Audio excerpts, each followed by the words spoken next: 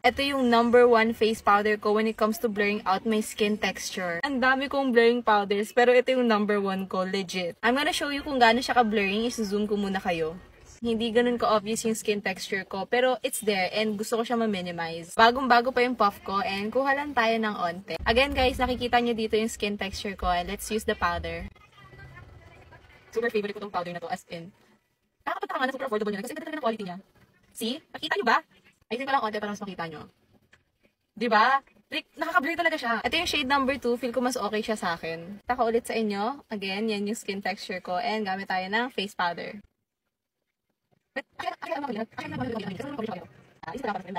And, diba? Blurred. Tapusin ko lang tong look na to. Mag-film muna ako. Babalikan ko kayo. Wait lang. Hello, I'm back. Tapos na ako mag-film. Pagod na ako. Super ganda pa rin. Hindi pa ako nag-retouch as in. Wala pa rin akong naka-filter. Kaya ako nga to favorite, guys. Kasi ganun siya kaganda. So, if gusto mo rin siya itry para maniwala ka sa akin, bumili ka dito sa Yellow Basket. Super mura lang nito.